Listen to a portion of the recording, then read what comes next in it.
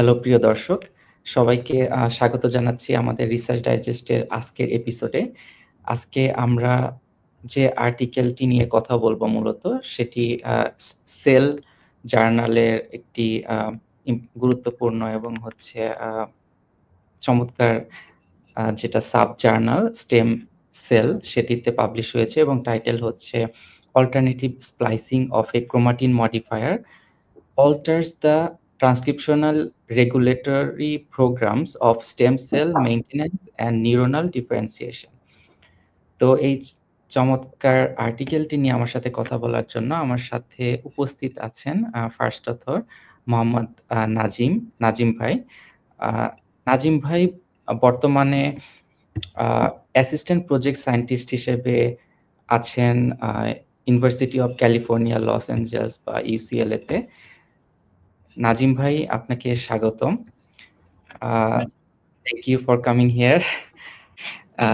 আচ্ছা, তো আমরা আপনার আর্টিকেল নিয়ে ডিসকাশনটা শুরু করি। তো শুরুতে একটু ব্যাকগ্রাউন্ড ইনফরমেশন কিছু আমরা জেনে নেব আর কি।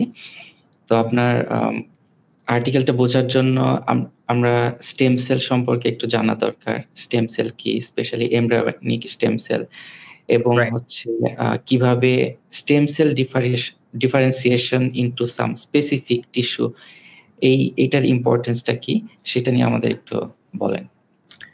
রাইট, আমার মনে হয় যে স্টেম সেল সম্পর্কে আমাদের সবারই কিছু না কিছু ধারণা আছে আর কি at some level.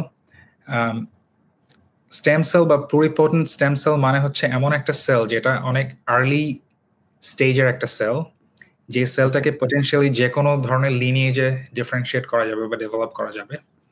So it has the potential to become anything যদি সেই ধরনের রাইট কিউজ অথবা সেই ধরনের রাইট এনভায়রনমেন্ট ক্রিয়েট করা হয়। একটা স্টেম সেল থেকে একটা নিউরন বানানো সম্ভব, একটা স্টেম সেল থেকে একটা মাসল সেল বানানো সম্ভব, অথবা একটা হেপাটোসাইট বানানো সম্ভব। সো স্টেম সেল হচ্ছে সেই আর্লি স্টেজের সেল যেটার পটেনশিয়াল আছে যে কোনো ধরনের একটা কিছুতে ডিফারেন্সিয়েটেড হওয়ার। এবং আমরা সবাই জানি যে আসলে life starts from one cell, right? এবং সেখান থেকে হচ্ছে সেই সেলটা একটা সেল থেকে দুইটা সেলে ডিভাইড হয়, সেখান থেকে 4 and then 8। সো এই যে আর্লি স্টেজের যে ডেভেলপমেন্ট এবং তখনকার যে সেলগুলো, সেগুলো কিন্তু অনেক আর্লি ডেভেলপমেন্টের সময় ডিসাইড হয় যে অ্যাকচুয়ালি এই সেলটা এক্টোডার্ম ডেভেলপমেন্টে যাবে, এটা যাবে মেসোডার্ম ডেভেলপমেন্টে, এটা যাবে এন্ডোডার্ম ডেভেলপমেন্টে।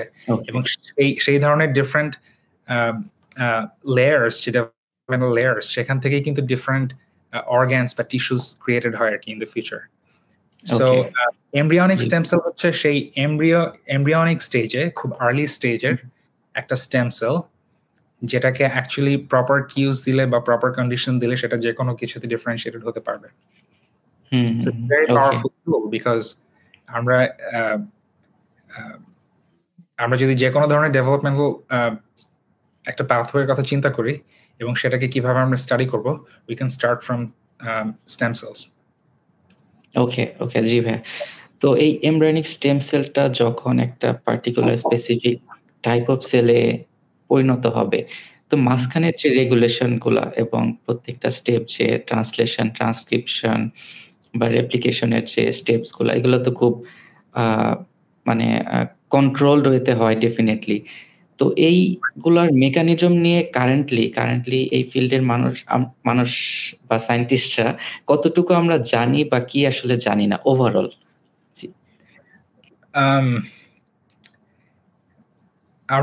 আমরা একটা ফেয়ার অ্যামাউন্টের ইনফরমেশন জানি ফর শিওর, বাট যদি if I am being honest, আমরা জানি না এই ধরনের ইনফরমেশন অনেক বেশি আর কি, রাইট? আই মিন, জানার তো কোনো শেষ নাই। যেটা আমরা জানি সেটা হচ্ছে যে এমব্রিয়নিক স্টেম সেলগুলোর যে মেইনটেনেন্স, সেই মেইনটেনেন্সের জন্য কিছু ইম্পর্টেন্ট ফ্যাক্টরস কাজ করে আসলে। এবং তুমি হয়তো ফ্যামিলিয়ার যে ইয়ামানাকা ফ্যাক্টর, জাপানের যে সায়েন্টিস্ট নোবেল প্রাইজ পেয়েছেন অ্যাকচুয়ালি, উনি দেখিয়েছিলেন যে আমাদের শরীরের যে কোনো ধরনের একটা সেলকে অ্যাকচুয়ালি একটা স্টেম সেলে পরিণত করা সম্ভব শুধুমাত্র কিছু পায়োনিয়ার ফ্যাক্টরকে যদি ওভার এক্সপ্রেস করা যায় সেলের মধ্যে। এবং সেই কি ফ্যাক্টর চারটা অ্যাকচুয়ালি ট্রান্সক্রিপশন ফ্যাক্টর, যে ফ্যাক্টরগুলোকে যদি ওভার এক্সপ্রেস করা যায় যে কোনো একটা সেলে, তখন সেলটা মনে করে যে আমি এমব্রিয়নিক স্টেম সেল, বা সেগুলো এত মানে এগুলোর যে গ্লোবাল রেগুলেটরি পাথওয়েজ সেগুলো হচ্ছে তখন বিভিন্নভাবে জিন রেগুলেশন করবে, যেটা হচ্ছে একটা স্টেম সেলের ভিতরে হয়। সো এই পায়োনিয়ারিং ফ্যাক্টরগুলো অনেক ইম্পর্টেন্ট, কিন্তু দ্যাটস নট এভরিথিং। কারণ একটা সেলের ভিতরে তো শুধুমাত্র যে একটা লেভেলে রেগুলেশন হচ্ছে তা তো না। রেগুলেশন হচ্ছে ট্রান্সক্রিপশন লেভেলে, রেগুলেশন হচ্ছে ট্রান্সলেশন লেভেলে, ইভেন রেপ্লিকেশন লেভেলেও রেগুলেশন হচ্ছে, right? So it's a very complex system. এমব্রিয়নিক stem sell আসলে খুবই সফিস্টিকেটেড আমি বলবো। এটার কারণ হচ্ছে যে এদেরকে মেইনটেইন করতে হয় একেবারে প্রিসাইজ একটা কন্ডিশনে, এবং গিভেন যে তুমি যে কোনো ধরনের কোনো একটা কিউ যদি দাও, আন্ডারস্ট্যান্ডস, এবং তখন চেঞ্জেস শুরু হয়ে যায় আসলে। সো দেখা যায় যে ওদেরকে মেইনটেইন করা এমব্রিয়নিক স্টেম সেল স্টেজে, এটা খুবই প্রিসাইজ প্রোটোকলস ফলো করে করতে হয়। আদারওয়াইজ এদের টেন্ডেন্সি হচ্ছে এরা সাধারণত কোনো একটা ডিফারেন্ট সেল টাইপে কনভার্ট হয়ে যেতে পারে আর কি, যদি প্রপার কন্ডিশনস সেখানে না থাকে। সো অ্যাকচুয়ালি সফিস্টিকেটেড না বলে বলা উচিত ডেলিকেট আর কি। So they are very delicate cell types. জি জি, ওকে গ্রেট। সো এখানে আমরা যে জানি সেন্ট্রাল ডগমা অফ লাইফ, যে ডিএনএ থেকে আরএনএ হবে, আরএনএ থেকে প্রোটিনস হবে, এর প্রসেসগুলো হচ্ছে রেপ্লিকেশন, কপি তৈরি করা, এবং রেপ্লিকেশনের পর সেটা ট্রান্সক্রাইবড হবে, ট্রান্সক্রিপশন, এবং এরপরে ওই আরএনএটা ট্রান্সলেটেড হয় ইনটু প্রোটিনস। তো এই ট্রান্সক্রিপশনের জন্য ট্রান্সক্রিপশনই শুধু শেষ না, পোস্ট ট্রান্সক্রিপশনাল প্রসেসিং একটা খুব ইম্পর্টেন্ট বিষয় হোল বায়োলজিতে। তো এবং আপনার এই পেপারটা বোঝার জন্য খুবই ইম্পর্টেন্ট হচ্ছে অল্টারনেটিভ স্প্লাইসিং যে বিষয়টা, এটা নিয়ে আমাদেরকে একটু বলেন সবার উদ্দেশ্যে। রাইট। সো আমার শুরুতেই বলা উচিত একটা ইনফরমেশন, যেটা আই থিঙ্ক যেটার সঙ্গে তোমার অডিয়েন্সরা বেশি কানেক্ট করতে পারবে, সেটা হচ্ছে হিউম্যান জিনোম কত বড় সেটা আমরা এখন জানি, রাইট? হিউম্যান জিনোম প্রজেক্টে বহু বছর অনেক সায়েন্টিস্ট কাজ করার কারণে আমরা এখন জানি যে হিউম্যান জিনোম অ্যাকচুয়ালি কত বড়। প্রিসাইসলি হচ্ছে 3.2 billion nucleotides, right? Just 1% of our genome actually they code for something, এবং বাকি 99% কিন্তু নন কোডিং, রাইট? এবং একটা লম্বা সময় ধরে ভাবা হতো যে বেশিরভাগ এই 99% হচ্ছে জাঙ্ক ডিএনএ, কারণ আমরা আসলে জানতাম না যে কেন এদের কোনো স্পেসিফিক রোল আছে কিনা। কিন্তু এখন আমরা জানি যে not all DNA is junk DNA, এবং there is a reason কেন আমাদের জিনগুলি এভাবে স্ট্রাকচার্ড। সো আমার বলা উচিত এটা যে আমাদের এক একটা হিউম্যান জিন সেগমেন্টেড, রাইট? জি, একটা জিনের ভেতরে একটা জিন অনেক লম্বা হয় জেনারেলি, শর্ট জিনস তারও এক্সিস্ট করে, বাট জেনারেলি স্পিকিং একটা জিন কিন্তু অনেক লম্বা। কিন্তু সেই জিন থেকে যেই ম্যাচিওর এমআরএনএটা তৈরি হয়, যেটা অ্যাকচুয়ালি মেসেঞ্জার, যেটা থেকে একটা প্রোটিন ট্রান্সলেটেড হবে, সেই মেসেঞ্জারটা কিন্তু অনেক স্মলার, অনেক ছোট, এবং সেখান থেকে যে প্রোটিনটা হচ্ছে সেই প্রোটিনটার একটা বায়োলজিক্যাল রোল থাকে জেনারেলি, রাইট? তো এই যে গ্যাপ, কেন একটা লং জিন থেকে একটা ছোট মেসেঞ্জার আরএনএ হচ্ছে, এটার কারণটা হচ্ছে যে আমাদের জিন হচ্ছে সেগমেন্টেড, এবং আমাদের জিন হচ্ছে divided into exons and introns. So exons হচ্ছে সেই সেগমেন্ট যেগুলো অ্যাকচুয়ালি হচ্ছে যখন একটা জিন ট্রান্সক্রাইবড হয় তখন আমরা সেটাকে বলি প্রি মেসেঞ্জার আরএনএ। সেটা কিন্তু এক্স্যাক্টলি জিনের সমান লেংথের, কিন্তু এক্সনস এবং ইন্ট্রনস সবই থাকে। কিন্তু একটা বড় একটা লার্জ মলিকুলার মেশিন, একটা macromolecular machine with hundreds of proteins, যেটাকে আমরা বলি স্প্লাইসোজোম, সেই স্প্লাইসোজোম কিন্তু এসে সেই প্রি মেসেঞ্জার আরএনএতে বাইন্ড করে, এবং সে রেকগনাইজ করে যে ইন্ট্রন এবং এক্সনের বাউন্ডারি কোনগুলি। তো সেই স্প্লাইসোজোম অ্যাজ এ হোল, স্প্লাইসোজোমের আবার different complexes, U1 SNRP, U2 SNRP, U4, 5, 6, অনেক কমপ্লেক্স একটা মেকানিজম, বাট সহজে বলার জন্য যে স্প্লাইসোজোমের মেইন কাজটা হচ্ছে যে ইন্ট্রনের বাউন্ডারিটা ডিসাইড করা। ও জানে যে ইন্ট্রনের স্টার্টটা কোথায় এবং এন্ডটা কোথায়, এবং এই দুই জায়গাতে রেকগনিশনের পরে সেখানে হচ্ছে ট্রান্সএস্টেরিফিকেশন রিঅ্যাকশন হয়, সেখান থেকে সেই ইন্ট্রনটাকে এক্সাইজ করা হয়, সেটা একটা ল্যারিয়েট ফর্ম করে এবং আলটিমেটলি সেটা রিমুভড হয়ে যায়, এবং যে দুইটা এক্সন থাকে সেই এক্সন দুইটা জয়েন্ট হয়। সো বেসিক্যালি হচ্ছে এটা একটা সিজার, একটা মলিকুলার সিজার, একটা কেচির মতো আর কি, যেটা আসলে কেটে কেটে ইন্ট্রনটাকে বাদ দিয়ে দিচ্ছে এবং এক্সন গুলো জয়েন করছে, এবং সেই এক্সন গুলাই হচ্ছে আলটিমেটলি তোমার মেসেঞ্জার আরএনএ, যেটা এমআরএনএ, যেটা আলটিমেটলি একটা প্রোটিনকে এনকোড করবে, রাইট? জি জি। তো এটা কেনই এটা বলা দরকার যে এক্সনস এবং ইন্ট্রনস এবং এই ধরনের সেগমেন্টেড, এটাকে ইনিশিয়ালি বলা হতো স্প্লিট জিনস আর কি, যখন এটা ফার্স্ট আবিষ্কার করা হলো আর কি, আই থিঙ্ক 1977-এ। ফিল শার্প এবং রিচার্ড রবার্টস, তারা দুইজনের নোবেল লরিয়েট, তারা হচ্ছে ইন্ডিপেন্ডেন্টলি একই জিনিস একই সময়ে তারা দুজনে পেয়েছিলেন আর কি। সো এটা আমাদেরকে বলে যে অ্যাকচুয়ালি আমাদের জিনের স্ট্রাকচারটা অনেক complex, right? G G. Not very simple, এবং ইটস মাইন্ড বগলিং যে জাস্ট 1% কোডিং পার্ট এবং 99% নন কোডিং, এই যে কমপ্লেক্সিটি, এটা কিন্তু এভলিউশনে আমরা মিলিয়নস অফ ইয়ার্সে অ্যাকোয়ার করা আর কি, রাইট? সো কিন্তু ইন্টারেস্টিং হচ্ছে যে আমাদের যে হিউম্যান জিনোম, যেটা 3.2 billion nucleotides, which is very big, we think, আমাদের জিনোমটা কি সবচেয়ে বড় জিনোম? It's not. So সবচেয়ে বড় জিনোম এখন পর্যন্ত যেটা আমরা জানি সেটা হচ্ছে একটা ফার্ন, একটা কাইন্ড অফ প্ল্যান্ট, যেটার জিনোমের লেংথ হচ্ছে 160 বিলিয়ন নিউক্লিওটাইড, যেটা আমাদের জিনোমের থেকেও 50 Times larger. Wow, 50 Times. So just imagine যে অত বড় একটা জিনোম ওরা প্যাকেজ করছে আর কি ওদের নিউক্লিয়াসের মধ্যে, বাট দেয়ার প্ল্যান্টস, ফার্ন, এবং আমরা হিউম্যানস, এবং আমরা I think it's safe to say যে আমরা হচ্ছে আমাদের ইন্টেলিজেন্সের কারণে আমরা হায়ারার্কিতে সব থেকে উপরে, right? At least we think. আমরা বলতে পারি যে জেনোম সাইজের সাথে ইন্টেলিজেন্স প্রপোর্শনাল না। এক্স্যাক্টলি, হ্যাঁ। সো বেসিক্যালি হচ্ছে দিস টেলস আস যে অ্যাকচুয়ালি এভলিউশনে আমরা যেই ধরনের জিনোম নিয়ে আমরা ইভলভ করেছি আর কি অ্যাজ এ স্পিসিস, আরো অনেক স্পিসিসের হয়তো আমাদের থেকে বড় জিনোম থাকতে পারে, কিন্তু যেই মলিকুলার ইন্ট্রিকেসি অথবা যেই কি বলবো এটাকে, যে কমপ্লেক্সিটি আমাদের মধ্যে আছে আর কি, সেটার কারণ কিন্তু এই যে আমাদের জিনোমের ভেতরে অনেক ইন্টারেস্টিং অ্যাসপেক্টস আছে যেগুলো হচ্ছে এখন আমরা স্টাডি করে জানতে পারছি আর কি। তার মধ্যে একটা হচ্ছে অল্টারনেটিভ স্প্লাইসিং। সো প্রথমে হচ্ছে স্প্লাইসিং কি সেটা নিয়ে তো আমি কিছুক্ষণ আগে বললাম আর কি, এবং এটা ইটস ইম্পর্টেন্ট টু আন্ডারস্ট্যান্ড যে স্প্লাইসিং কিন্তু ইউক্যারিওটদের আছে, এটা কিন্তু প্রোক্যারিওটদের নাই।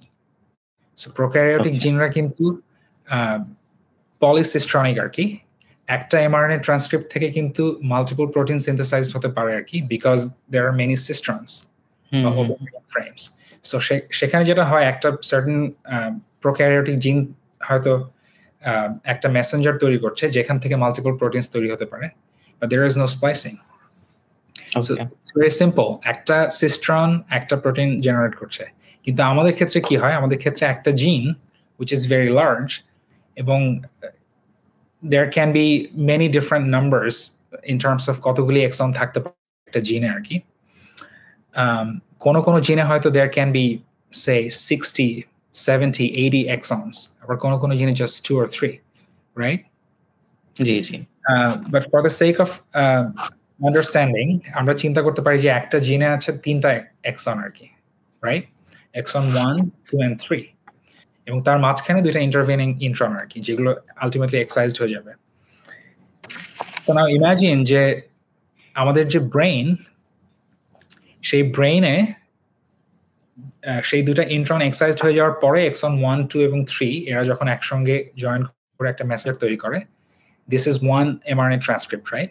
এবং এটা একটা প্রোটিন তৈরি করবে। But say in liver, maybe exon 2 হয়তো ইন্ট্রন হিসেবে রেকগনাইজ হচ্ছে এবং এক্সন 1 এক্সন 3 এর সঙ্গে স্প্লাইসড হচ্ছে। রাইট, দুইটা ইন্ট্রন সহ exon 2 as an intron removed হয়ে যাচ্ছে। তখন কি হলো, এক্সন 1 এবং 2 মিলে একটা শর্টার এমআরএনএ ট্রান্সক্রিপ্ট ক্রিয়েট করলো এবং সেই শর্টার এমআরএনএ ট্রান্সক্রিপ্টটা অ্যাকচুয়ালি একটা শর্টার প্রোটিন ট্রান্সলেট করবে। আমরা এখান থেকে আমরা কি বলতে পারি যে একটা সেম জিন actually multiple different mRNA transcript দিতে পারে এবং মাল্টিপল ডিফারেন্ট প্রোটিন ক্রিয়েট করতে পারে। আমি বোঝার সুবিধার জন্য 3টা এক্সনের একটা এক্সাম্পল দিলাম, but it can happen for many exons. This is just an example যে একটা জিন থেকে অল্টারনেটিভ স্প্লাইসিং এর মাধ্যমে multiple different types of proteins তৈরি হতে পারে, ফ্যাক্টরস। এক্স্যাক্টলি। সো এই যে একটা কমপ্লেক্সিটি, এটা কিন্তু একটা আমি আই থিংক যে এভলিউশনে এটা আমরা অ্যাকোয়ার করেছি এবং সেই জন্যই কিন্তু আমরা আই থিংক আমরা superior, at least in terms of intelligence, right? Yeah. So অনেক স্টাডি যখন অল্টারনেটিভ স্প্লাইসিং প্রথম আবিষ্কার হলো আর কি, তারপরে প্রথম দিকে হচ্ছে একটা লম্বা সময় ধরে, কারণ মলিকুলার বায়োলজি তখন এখন আমরা যে ধরনের লাক্সারি আমাদের হাতে আছে, যে ধরনের টুলস একটা সময় শেষ ছিল না আর কি, কিন্তু উইথ মানে মলিকুলার বায়োলজি যত ইভলভ করলো আমরা বোঝা শুরু করলাম যে অ্যাকচুয়ালি আমাদের জিনোম এবং জিনস কত বেশি ইন্ট্রিকেট। এবং অনেক স্টাডি একটা সময় করা হলো যখন দেখার চেষ্টা করা হলো যে অল্টারনেটিভ স্প্লাইসিং কোন কোন টিস্যুতে বেশি হয় এবং কোন কোন টিস্যুতে কম হয়। এই ধরনের স্টাডিতে দেখা গেল যে ব্রেইন হচ্ছে সবচেয়ে বেশি অল্টারনেটিভ স্প্লাইসিং ইভেন্ট ব্রেইনে হয় আর কি। ওকে, সব থেকে বেশি অন্য যে কোনো অর্গানের চেয়ে বা টিস্যুর চেয়ে। এবং দ্যাট এক্সপ্লেইনস যে কারণ আমাদের ব্রেইন তো অনেক বেশি ইন্ট্রিকেট এবং অনেক বেশি ধরো যে ব্রেইন যে রেগুলেটরি নেটওয়ার্ক সেটা সব থেকে বেশি কমপ্লেক্স আমাদের শরীরের অন্য যে কোনো অর্গানের থেকে, রাইট? যে অল্টারনেটিভ স্প্লাইসিং এর যে প্যাটার্ন, যে ইন্ট্রিকেসি, সেটাই হচ্ছে কন্ট্রিবিউট করে যে আমাদের নিউরনের ফাংশন বা ব্রেইন ফাংশন বা কিভাবে এরকম একটা কমপ্লেক্স অর্গান কাজ করে আর কি। সো এভলিউশনে আমরা অ্যাকোয়ার করেছি স্প্লাইসিং এবং অল্টারনেটিভ স্প্লাইসিং, এবং যেটা আমাদেরকে হেল্প করছে আই থিংক এই রেগুলেটরি কমপ্লেক্সিটিটাকে সাপোর্ট করার জন্য আর কি। ওকে, রাইট। এবং কাইন্ড অফ সুপিরিয়র অর্গানিজম হিসেবে পৃথিবী কন্ট্রোল করার জন্য indirectly. Right, that's one way to think. ভাইয়া, আপনার পার্টিকুলার আর্টিকেলটায় চলে যাই তো। আপনি এখানে হচ্ছে একটা খুবই চমৎকার ডিসকভার করেছেন যে একটা পার্টিকুলার ফ্যাক্টর বা প্রোটিন, পলিপাইরিমিডিন ট্র্যাক বাইন্ডিং প্রোটিন বা পিটিবি প্রোটিন একটা সুইচ হিসেবে কাজ করে কাইন্ড অফ যখন এমব্রায়োনিক স্টেম সেল থেকে নিউরোনাল ডিফারেন্সিয়েশন হবে। তো এটা একটা সুইচ হিসেবে কাজ করে, প্লাস হচ্ছে আরেকটা ব্যাফ কমপ্লেক্স কিভাবে ক্রোমাটিন রিমডেলিং কন্ট্রোলার হিসেবে যে কমপ্লেক্সটা কাজ করে, তার কিছু প্রোটিনের এক্সপ্রেশন কিভাবে চেঞ্জ হয় অল্টারনেটিভ স্প্লাইসিং এর মাধ্যমে, সেই জিনিসগুলো আপনি দেখিয়েছেন।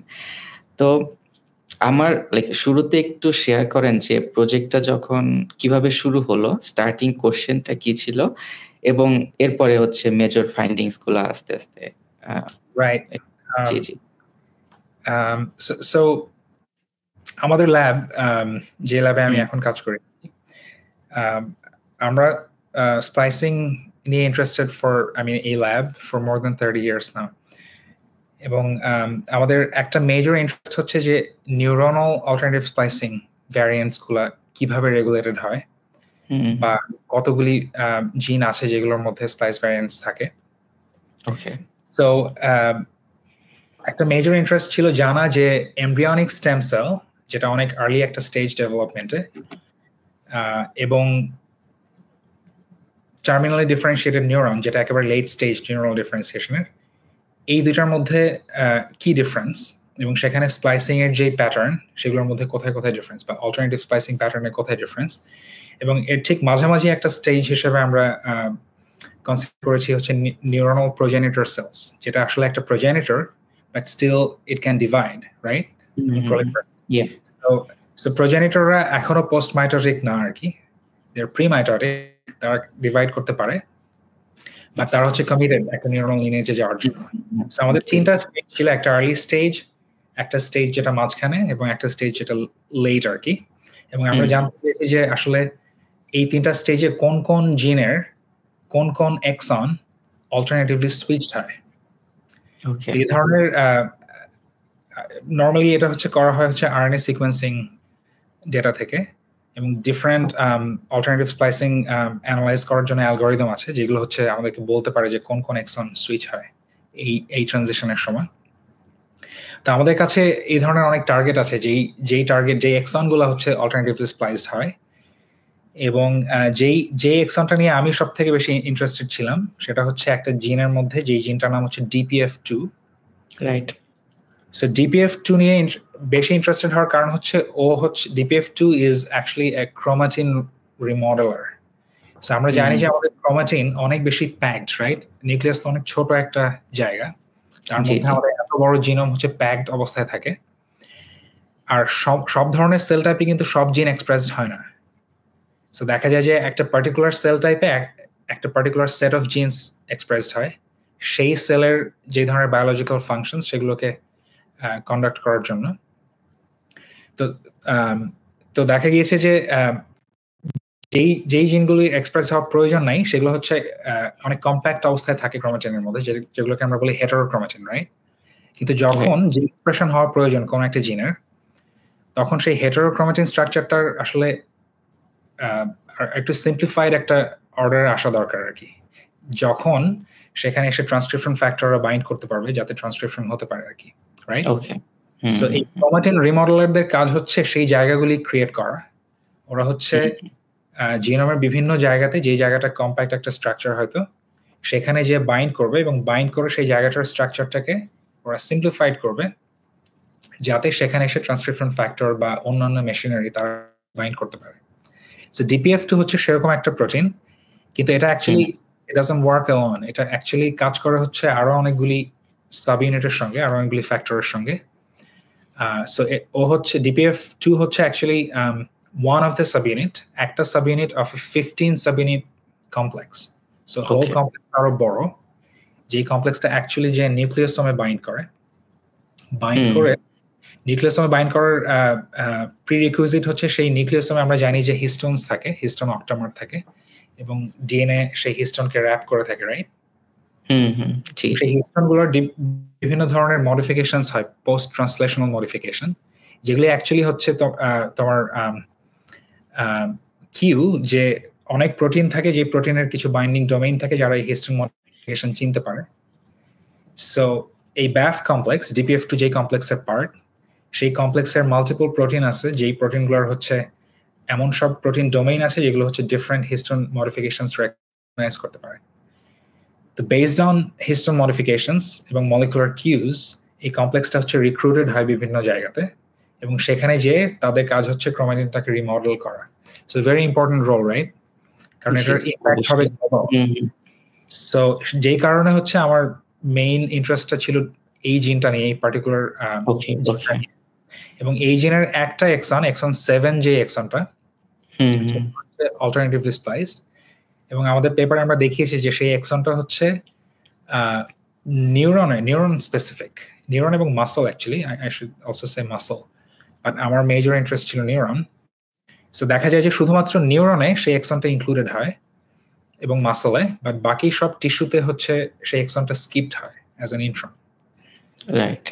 সো এখন হ্যাঁ, রাইট, জি ভাইয়া। তো হ্যাঁ, অ্যাডিশনাল এই কোশ্চেন হচ্ছে, এখানে আপনি দেখেছেন যে যখন এমব্রায়োনিক স্টেজ থাকে তখন এইটার এক্সপ্রেশন বা স্প্লাইসিং কন্ট্রোল করে পলিপাইরিমিডিন ট্র্যাক বাইন্ডিং প্রোটিন, যেটা P1, বাট যখন নিউরোনাল প্রোজেনিটর সেল হয়ে যায় সেটা হচ্ছে পিটিপির আরেকটা ফর্ম, P2 প্রোটিন 2 হচ্ছে এটাকে কন্ট্রোল করে, এবং সেখান থেকে কিছু আইসোফর্ম ক্রিয়েট করে। জি, সেই রেজাল্টগুলো একটু কাইন্ডলি শেয়ার করে major message. Right. So alternative splicing actually regulated হয় কিছু প্রোটিন দিয়ে, যারা হচ্ছে আরএনএ বাইন্ডিং প্রোটিন। ওকে, সো যে এক্সনগুলো কনস্টিটিউটিভ, যেগুলো সবসময় স্প্লাইসড হয়, রাইট। সেগুলোতে সাধারণত অনেক স্ট্রং স্প্লাইস সাইট থাকে এবং সেগুলোতে অন্য কোনো আরএনএ বাইন্ডিং প্রোটিনের কোনো ইফেক্ট থাকে না আর কি। কিন্তু জেনারেলি যেই সব এক্সন অল্টারনেটিভলি স্প্লাইসড, একটা রিজনে তারা হচ্ছে অল্টারনেটিভলি স্প্লাইসড, মেবি তাদের যে স্প্লাইস সাইট সেটার স্ট্রেংথ অত বেশি স্ট্রং না, মেবি উইক। এবং অন্যান্য রেগুলেটরি প্রোটিন যারা বাইন্ড করতে পারে সেগুলো রেগুলেটরি প্রোটিনের বাইন্ডিং সাইট হয়তো খুবই নিয়ার বাই থাকে আর কি। সো সব এক্সনে কিন্তু আরএনএ বাইন্ডিং প্রোটিনদের ইফেক্ট নাই, কিছু কিছু পার্টিকুলার জায়গাতে আছে। এটা সেই ধরনের একটা exon. So polypyrimidine tract binding protein হচ্ছে এমনই একটা আরএনএ বাইন্ডিং প্রোটিন যেটা হচ্ছে আরএনএতে এসে বাইন্ড করবে এবং সে রেকগনাইজ করে সিইউ রিচ এলিমেন্টস আর কি, পলিপিরামিডিন স্ট্রেচ আর কি, সাইটিডিন গুলোকে। হ্যাঁ, right. So polypyrimidine tract binding protein 1 actually একটা ফ্যামিলি অফ 3 প্রোটিনস আর কি, PTBP1, 2 and 3। PTBP3 এর এক্সপ্রেশনটা রেস্ট্রিক্টেড শুধুমাত্র একটা সেল টাইপে, সো সেটা আমাদের ইন্টারেস্ট ছিল না আর কি নিয়ে। বাট পলিপিরামিডিন ট্র্যাক বাইন্ডিং প্রোটিন 1 এবং 2 এদের এক্সপ্রেশন প্যাটার্নটা খুব ইন্টারেস্টিং। সো খুব আর্লি স্টেজে পলিপিরামিডিন ট্র্যাক বাইন্ডিং প্রোটিনটা অনেক বেশি হাইলি এক্সপ্রেস থাকে, যেটা 1, PTBP1। ওকে। যত বেশি ডিফারেন্সিয়েশন হয়, একটা এমব্রিয়নিক স্টেম সেল যখন নিউরনাল ডিফারেন্সিয়েশনের দিকে যায় তত সেটার এক্সপ্রেশন কমতে থাকে। এটার কারণ হচ্ছে একটা মাইক্রো আরএনএ এক্সপ্রেশন হয়, সেই মাইক্রো আরএনএটা অ্যাকচুয়ালি এই পলিপিরামিডিন ট্র্যাক বাইন্ডিং প্রোটিন 1 যেই জিনটা সেটাকে ডাউন রেগুলেট করে এবং সেটার এক্সপ্রেশন বাড়তে থাকে যখন ডিফারেন্সিয়েশনটা হয়। So that's one mechanism. আর পলিপিরামিডিন ট্র্যাক বাইন্ডিং প্রোটিন 2 যেটা ওর একটা প্যারালগ, সেটার এক্সপ্রেশন শুরুতে থাকে খুবই অল্প আর কি, মানে এমব্রিয়নিক স্টেম সেল স্টেজে। কারণটা হচ্ছে PTBP1 অ্যাকচুয়ালি PTBP2 কে ডাউন রেগুলেট করে, ডাউন রেগুলেট করে, সেটাও স্প্লাইসিং মেকানিজমের মাধ্যমে আর কি। সেটা আরেকটু জটিল আর কি। অ্যাকচুয়ালি PTBP1 PTBP2 একটা এক্সনকে রেগুলেট করে, যেটা স্কিপ হয়ে গেলে হচ্ছে ওর ফ্রেম শিফট হয় এবং তখন এটা ননসেন্স মিডিয়েটেড ডিকে দিয়ে সেই আরএনএটা ডিগ্রেডেড হয়ে যায় আর কি। That's the mechanism. So PTBP1 normally হচ্ছে PTBP2 কে হচ্ছে ডাউন রেগুলেট করে, যে কারণে এমব্রিয়নিক স্টেম সেলে যখন PTBP1 এক্সপ্রেশন হাই তখন PTBP2 এক্সপ্রেশন খুবই লো আসে। কিন্তু যখন PTBP1 কমতে থাকে তখন PTBP2 হ্যাজ এ চান্স, মানে তখন সে হচ্ছে PTBP2 এর এক্সপ্রেশন তখন বাড়তে থাকে আর কি, রাইট? সো এই ওদের এক্সপ্রেশন প্যাটার্নটা ভার্চুয়ালি অপোজিট আর কি ফ্রম ইচ আদার। কিন্তু ইন্টারেস্টিং ফ্যাক্ট হচ্ছে এদের দুইজনেরই বাইন্ডিং মোটিভটা সিমিলার। পলিপিরামিডিন ট্র্যাক্ট হচ্ছে ওদের বাইন্ডিং মোটিভ আর কি, পলিপিরামিডিন ট্র্যাক্ট or poly-CU আর কি, রাইট?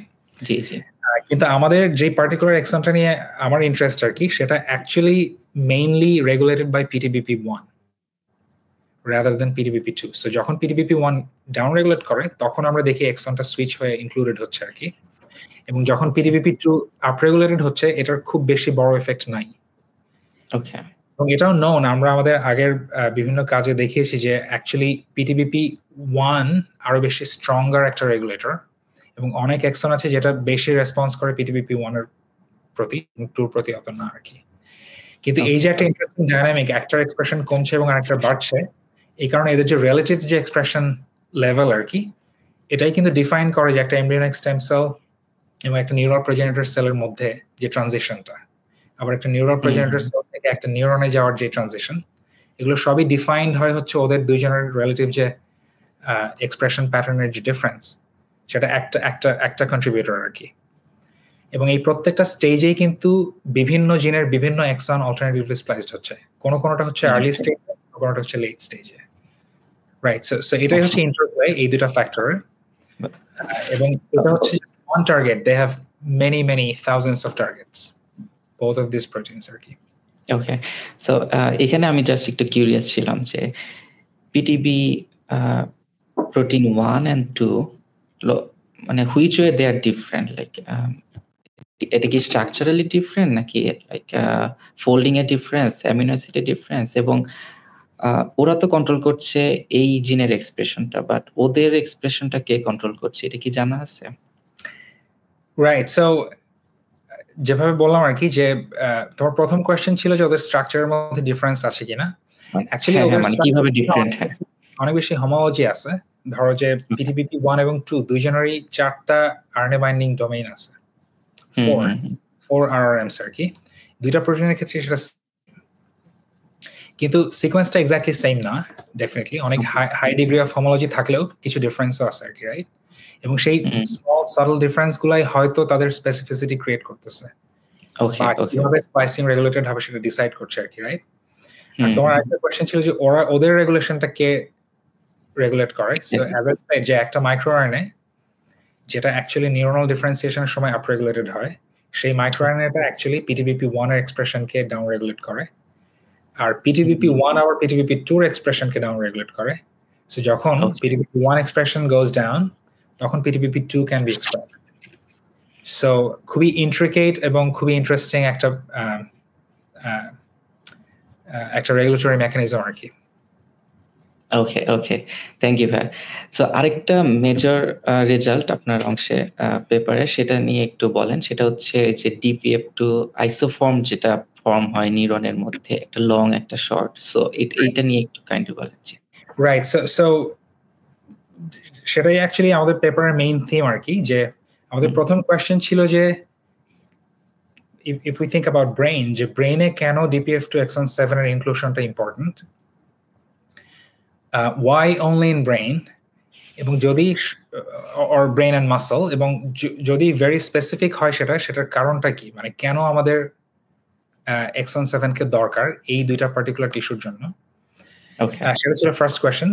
আরেকটা কোয়েশ্চেন ছিল যে কিভাবে রেগুলেটেড হয়। সো আই থিঙ্ক PTBP1 কিভাবে এই এক্সনটাকে রেগুলেট করে সেটা নিয়ে কিছুটা হয়তো বলা হয়েছে আগে। সো আমরা সেই মেকানিজমটা প্রথমে দেখিয়েছি যে actually PTBP1 is the major regulator, যে হচ্ছে এই এক্সনটার আপস্ট্রিমে এবং ডাউনস্ট্রিমে দুই জায়গাতে ইন্ট্রনেই হচ্ছে ওর বাইন্ডিং সাইট আছে আর কি। আমরা অ্যাকচুয়ালি অনেকগুলি বাইন্ডিং সাইট আইডেন্টিফাই করেছি আর কি, এবং দেখিয়েছে যে এই বাইন্ডিং সাইটগুলোই হচ্ছে ওর প্রিসাইজ বাইন্ডিং সাইট, যেখানে বসে হচ্ছে সে এক্সনটাকে রিপ্রেস করে। এটাই হচ্ছে মেকানিজম। সো যখন আর্লি স্টেজে থাকে তখন PTBP1 অনেক বেশি থাকার কারণে এক্সনটা হেভিলি রিপ্রেসড হয়, সো এটা সবসময় স্কিপড হয়। যখন নিউরোপ্রোজেনিটর সেলস হয় তখন PTBP1 এর এক্সপ্রেশন কমার কারণে কিছুটা ইনক্লুশন হওয়া সম্ভব হয়, আর যখন নিউরন হয়ে যায় সেলগুলো তখন PTBP1 এর এক্সপ্রেশন অলমোস্ট জিরোর কাছাকাছি চলে যায়, অলমোস্ট অ্যাবসেন্ট আর কি। তখন হচ্ছে গিয়ে ইট অ্যালাউজ যাতে এক্সনটা সবসময় ইনক্লুডেড হয়। So that's the mechanism of splicing regulation. তো আমাদের নেক্সট কোয়েশ্চেন ছিল যে আমরা জানতে চাই যে এই দুইটা আইসোফর্ম যে ক্রিয়েটেড হয় সেটার প্রয়োজনটা কি, সেটা কেন ইম্পর্টেন্ট, এবং তাদের কি কোনো ডিফারেন্ট রেগুলেটরি রোল আছে কিনা। এক্স্যাক্টলি এটা বোঝার জন্য আমরা চিন্তা করে দেখলাম যে আমাদের আসলে এমন একটা মডেল দরকার যে মডেলে আমরা ডিরেক্টলি দুইটা আইসোফর্মকে কম্পেয়ার করতে পারবো আর কি। সো সেই মডেল আমরা কিভাবে ক্রিয়েট করবো? সো উই ডিসাইডেড যে আমরা একটা সেল লাইন ক্রিয়েট করবো, যে সেল লাইন শুধুমাত্র exon 7 স্কিপড হয়ে গেলে যে আইসোফর্মটা ক্রিয়েট করে, যেটাকে আমরা DPF2 শর্ট আইসোফর্ম বলছি আর কি, ডেসক্রাইব করেছি পেপারে। আমরা এমন একটা লাইন ডেভেলপ করবো যে লাইনটা শুধুমাত্র শর্ট আইসোফর্মটা ক্রিয়েট করবে। আবার ইন প্যারালাল আমরা আরেকটা লাইন জেনারেট করবো যে লাইনটা শুধুমাত্র লং আইসোফর্মটা ক্রিয়েট করতে পারবে। সো আমরা হচ্ছে এমব্রিয়নিক স্টেম সেল স্টেজে CRISPR-Cas9 জিন এডিটিং যে টেকনোলজি, আই থিঙ্ক অলমোস্ট অনেকেই ফ্যামিলিয়ার আর কি। সো আমরা CRISPR-Cas9 ইউজ করে আমরা এমনভাবে দুইটা সেল লাইন ক্রিয়েট করেছি যাতে একটা সেল লাইন শুধুমাত্র শর্ট আইসোফর্ম ক্রিয়েট করবে, আরেকটা হচ্ছে লং, এবং দেন আমরা হচ্ছে কম্পেয়ার করবো এই দুটার মধ্যে। সো আমরা এটা করেছি হচ্ছে এমব্রিয়নিক স্টেম সেল লাইনে, এবং পরবর্তীতে হচ্ছে আমরা সেই এমব্রিয়নিক সেলগুলোকে হচ্ছে আমরা নিউরোপ্রোজেনিটর সেলে ডিফারেন্সিয়েট করেছি, এবং তারপরে নিউরনে ডিফারেন্সিয়েট করেছি সেই সেম সেলগুলো আর কি। এবং এই তিনটা ডিফারেন্ট স্টেজে আমরা বোঝার চেষ্টা করেছি যে সেখানে কি ধরনের চেঞ্জেস। প্রথম যে কোয়েশ্চেন, যে কোনো ধরনের ফিনোটাইপ মানে হচ্ছে যে আমরা কোনো ধরনের চেঞ্জেস যেটা আমরা অবজার্ভ করতে পারি, এই ধরনের কোনো চেঞ্জেস সেলগুলোকে দেখলে আমরা পাই কিনা। আর সেকেন্ড হচ্ছে যে এই ডিফারেন্ট স্টেজে বেসড অন আমরা কোন আইসোফর্মটাকে ফোর্স করছি এক্সপ্রেস করার জন্য, বেসড অন দ্যাট এদের জিন এক্সপ্রেশনে কি ধরনের চেঞ্জ হচ্ছে এই দুই ধরনের সেল টাইপে। আর থার্ড কোয়েশ্চেন ছিল হচ্ছে, যেহেতু তারা ক্রোমাটিন রিমডেলার, ক্রোমাটিন স্টেজে যে তাদের রেগুলেটরি ফাংশন কোনো ধরনের ডিফারেন্স আছে কিনা আর কি। সো এই তিনটা মেজর কোয়েশ্চেন ছিল আর কি। তো ফার্স্ট কোয়েশ্চেনটা হচ্ছে আমরা যখন এমব্রিয়নিক স্টেম সেলগুলোকে কালচার করছিলাম তখন আমরা দেখলাম যে আমরা যদি ফোর্স করি এমব্রিয়নিক স্টেম সেলদেরকে লং আইসোফর্মটা ক্রিয়েট করার জন্য, যেটা unnatural isoform for embryonic stem cell, আমরা দেখেছি যে এমব্রিয়নিক স্টেম সেল কলোনিগুলি, সেই কলোনিগুলি আসলে ফ্ল্যাট। নর্মালি এগুলো হচ্ছে ডোম শেপের হয় এমব্রিয়নিক স্টেম সেল কলোনি, ওরা হচ্ছে ক্লাস্টারের মধ্যে গ্রো করে। কিন্তু আমরা দেখেছি যে আমরা যদি সিম্পলি শর্ট আইসোফর্মটা থেকে সুইচ করে যদি লং আইসোফর্ম এক্সপ্রেশনটা ফোর্স করি তখন সেই কলোনিগুলি হচ্ছে অনেক ফ্ল্যাট হয়ে যায় আর কি, which indicates যে ওরা হচ্ছে হয়তো প্লুরিপটেন্সি থেকে সরে যেতে চাচ্ছে বা ডিফারেন্সিয়েশনের দিকে যেতে চাচ্ছে। এবং আমরা আরো কনফোকাল ইমেজিং দিয়ে আমরা দেখিয়েছি যে সেখানে OCT4 যেটা আসলে একটা পায়োনিয়ারিং ফ্যাক্টর, যেটা এমব্রিয়নিক স্টেম সেল মেইনটেনেন্সের জন্য ভেরি ইম্পর্টেন্ট আর কি, সেই OCT4 এক্সপ্রেশনটা অ্যাকচুয়ালি কমে যায় এই সেলগুলিতে। সেটা আমরা ইএসসি স্টেজে দেখেছি। আর যখন আমরা ওদেরকে নিউরনে কনভার্ট করার চেষ্টা করেছি তখন আসলে আমরা আরো একটা মোর ইন্টারেস্টিং ফিনোটাইপ আমাদের চোখে পড়েছে আর কি তখন। সেটা হলো যে যখন আমরা এই তিন ধরনের, আমরা ওয়াইল্ড টাইপকে ইউজ করেছি কন্ট্রোল হিসেবে, আর এক্সন 7 যেটাকে আমরা রিমুভ করেছি যে সেলে শর্ট আইসোফর্ম এক্সপ্রেস করবে এরা, এবং আরেকটা সেল টাইপ ছিল যেখানে আমরা ফোর্সফুলি এক্সন 7 কে ইনক্লুড করাচ্ছি আর কি। সো আমরা দেখিয়েছি যে ওয়াইল্ড টাইপ সেলস এবং যারা লং আইসোফর্ম এক্সপ্রেস করছে তারা ঠিকই কনভার্টেড হচ্ছে নিউরনে, কিন্তু যেখানে আমরা DPF2 শর্ট আইসোফর্মকে এক্সপ্রেস করছি ফোর্সড এক্সপ্রেশন, সেই সেলগুলি অ্যাকচুয়ালি অনেক একটা large proportion of those cells তারা অ্যাকচুয়ালি নিউরনে কনভার্ট হতে পারছে না। দেখা যাচ্ছে যে there are clusters of cells আমরা ডিশে, কালচার ডিশে, যারা অ্যাকচুয়ালি ডিফারেন্সিয়েট করে নাই এবং কোন ধরনের নিউরনাল মার্কারও তারা এক্সপ্রেস করে না আর কি। সো উই থিংক যে আমরা এই মডুলেশনের কারণে একটা সার্টেন পপুলেশন অফ সেলস যারা actually they lose the ability to be differentiated. Right. এই অবজারভেশন ছিল আমাদের, আমরা যখন ফিনোটাইপ দেখার চেষ্টা করছিলাম আর কি।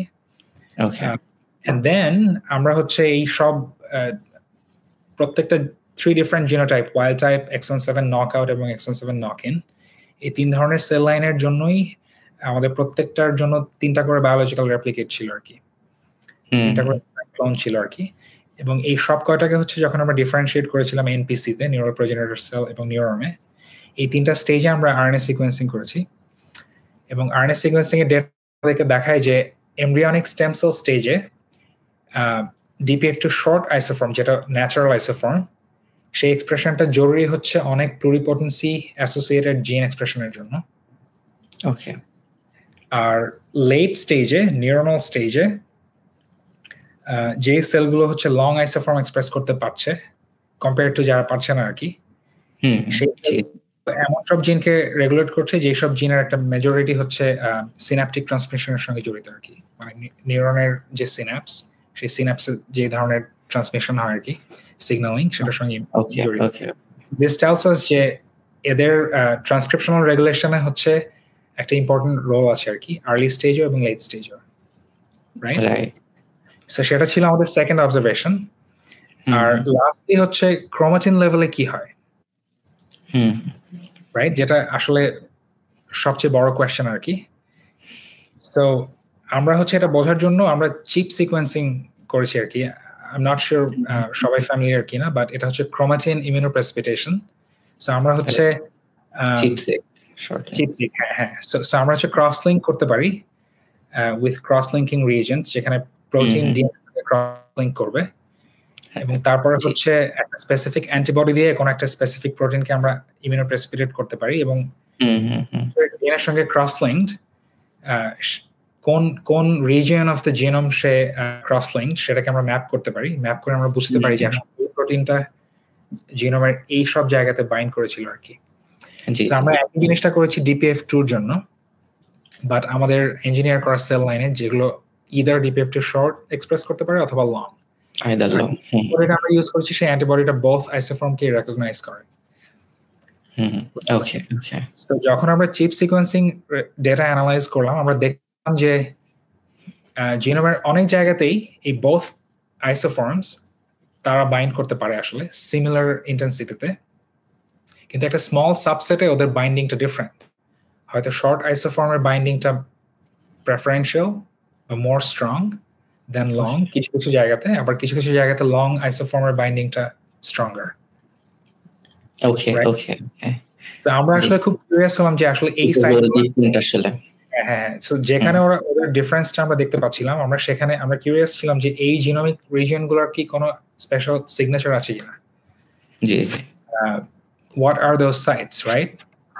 যখন আমরা আরো বেশি জানার চেষ্টা করলাম, আমরা দেখলাম যে যেই জায়গাগুলিতে DPF2 শর্ট আইসোফর্ম প্রেফারেন্সিয়ালি বাইন্ড করে, সেই জায়গাগুলিতে যেই ধরনের ট্রান্সক্রিপশন ফ্যাক্টর রিক্রুটেড হয় তারা হচ্ছে আসলে pluripotency associated transcription factor, including OCT4, SOX2, NANOG, যেগুলো অনেক famous pluripotency associated transcription factor, right?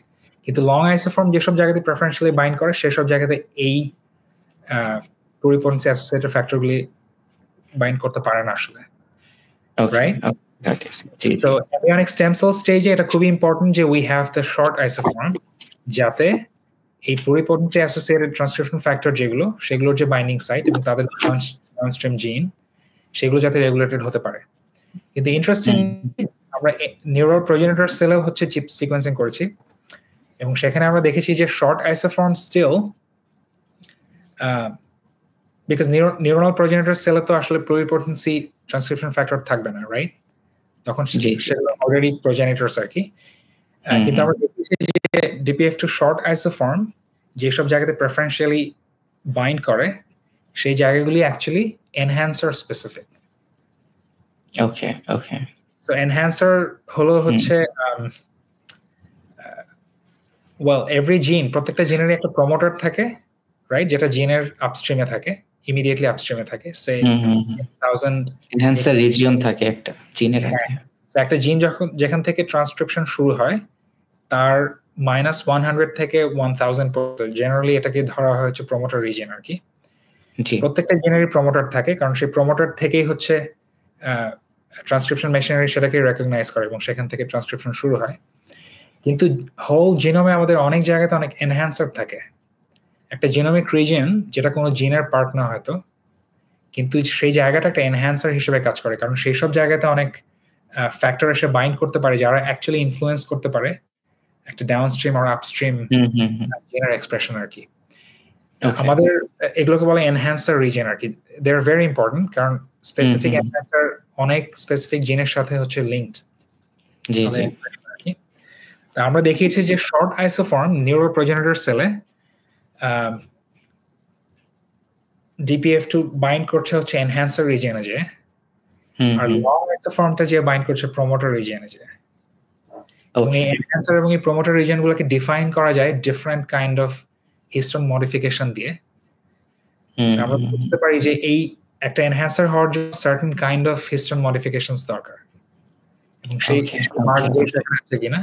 আবার লং আইসোফর্ম যেখানে নিয়ে যাচ্ছে যেসব প্রমোটারে, সেখানেও কিছু স্পেসিফিক হিস্টোন মার্কস থাকে যেগুলো প্রমোটার স্পেসিফিক। তো আমরা দেখিয়েছি যে শর্ট আইসোফর্ম এবং লং আইসোফর্ম, শর্ট আইসোফর্ম হচ্ছে রিক্রুট করছে ব্যাফ কমপ্লেক্সকে এনহ্যান্সার রিজিয়নে, আর লং আইসোফর্ম রিক্রুট করছে হচ্ছে promoter রিজিয়নে, which is a very big important findings. এবং very stark, because actually এটা খুবই আনএক্সপেক্টেড ছিল। আমরা এই অ্যানালিসিস করার আগে আমরা আসলে জানতাম না যে আসলে আমরা এটা পাবো। এই টাইপের ফাইন্ডিংস তো আসলে টার্গেট করে গোল নিয়ে পাওয়া যায় না।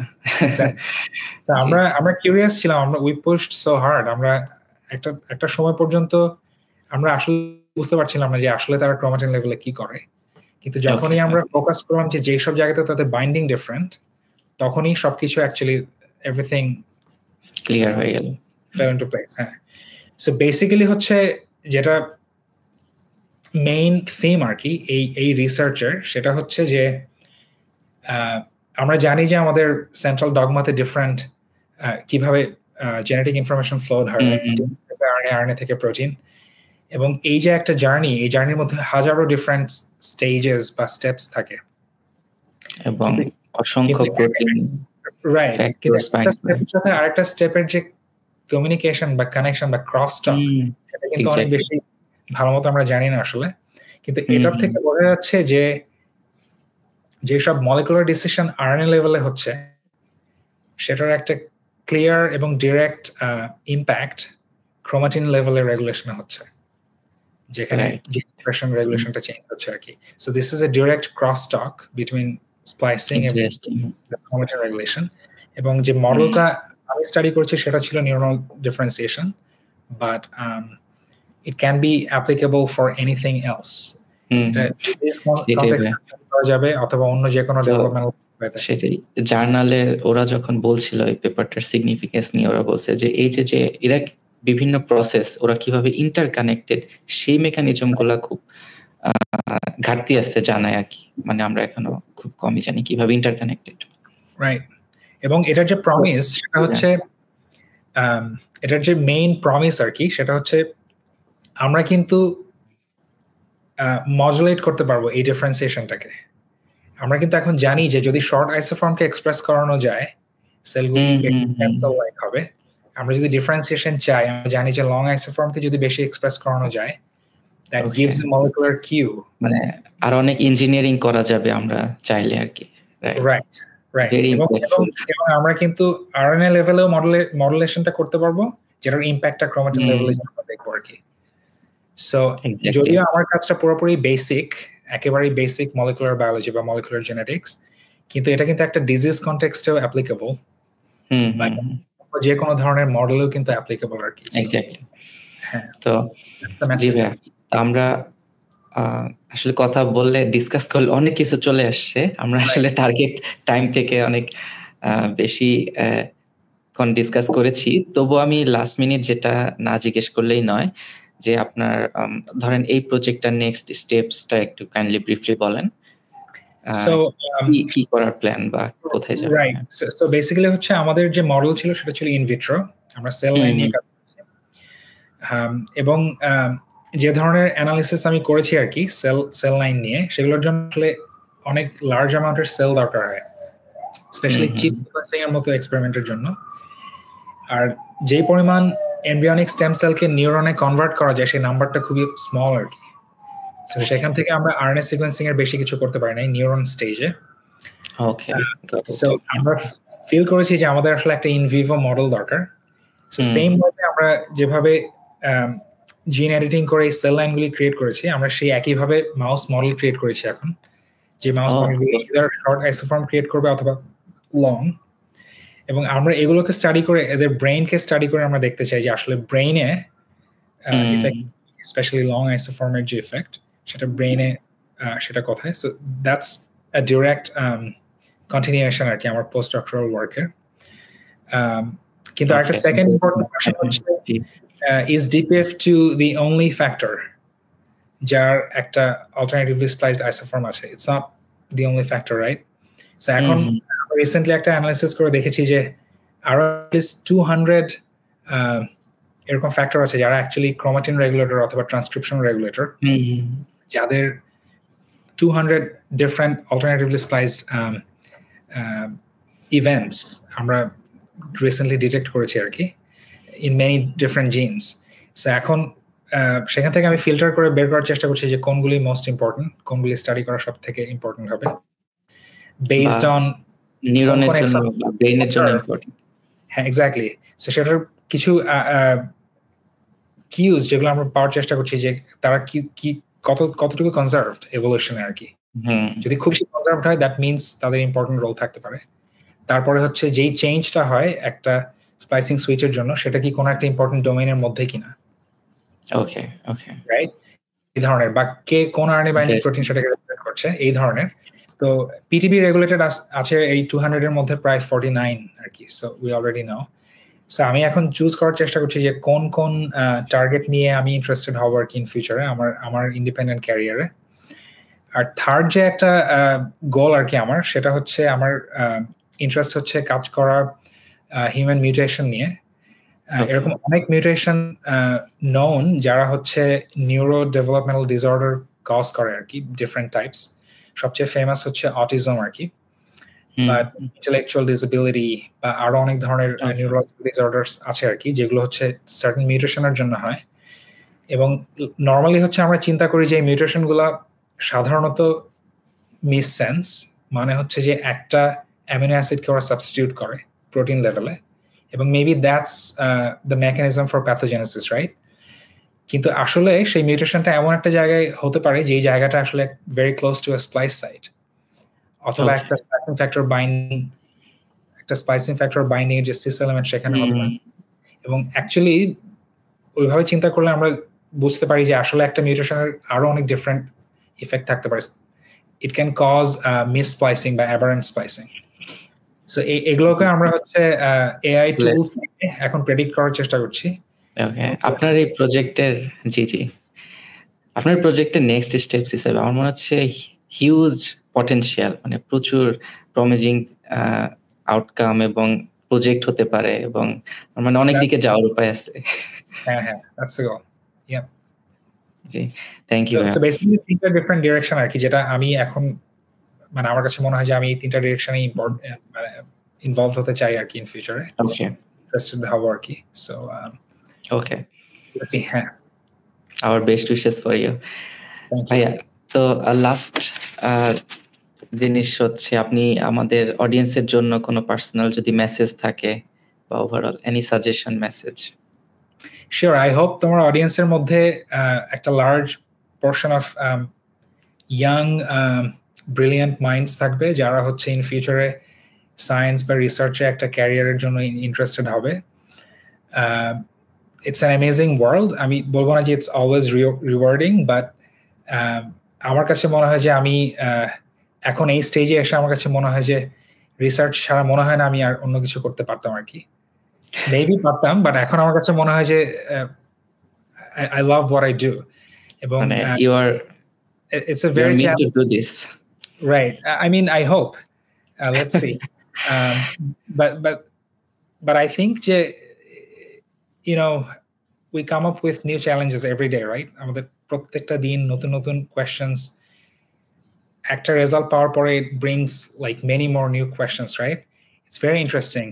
এবং আমার কাছে মনে হয় যে যেটা আমার জন্য মোটিভেশন আর কি, আমার কাছে মনে হয় যে আমি এর থেকে বেস্ট কোনো ওয়েতে কন্ট্রিবিউট করতে পারতাম না ফর দ্য সোসাইটি অথবা ফর দ্য ম্যানকাইন্ড। কারণ আমরা যে ধরনের কাজ করি, ইট ক্রিয়েটস নলেজ, একটা আননোনকে জানা, এর থেকে বড় মোটিভেশন আমার জন্য আর কিছু না। সো যারা ইয়াং, যারা তোমার পডকাস্ট দেখবে বা আমার কথা শুনছে অথবা তোমার অন্য যারা গেস্ট, আই হোপ যে আমাদের কাজ সম্পর্কে ওদের আরো কিছুটা বেটার আন্ডারস্ট্যান্ডিং হবে এগুলো দেখার পরে, এবং তারা ইন্টারেস্টেড হবে তাদের নিজেদের ফিউচার ক্যারিয়ারে সায়েন্সে থাকার বা সায়েন্সে আসার বা রিসার্চের সঙ্গে অ্যাসোসিয়েটেড হওয়ার আর কি। সো আই হোপ তোমার এই প্ল্যাটফর্ম সেটাকে অনেক সহজ করবে অনেকের জন্য। আর যারা সায়েন্স ক্যারিয়ারে থাকবে না but still interested to understand, right, how life works, how biology works, I hope তারাও এনজয় করবে just to learn, right? So এটাই। জি ভাই, it's a message, keep listening এবং keep exploring. সেটাই এক্স্যাক্টলি আমার এক্সপেকটেশনও সেম আমার অডিয়েন্সের জন্য। either you can learn or you can choose science as a career. So Nazim ভাই, থ্যাংক ইউ সো মাচ আমার এখানে এসে আপনার রিসার্চটা খুব চমৎকারভাবে সবার জন্য প্রেজেন্ট করার জন্য এবং বুঝিয়ে বলার জন্য। এবং প্রিয় দর্শক সবাইকে ধন্যবাদ যারা দেখলেন বা সামনে দেখবেন, সবাইকে ধন্যবাদ। Thank you, by.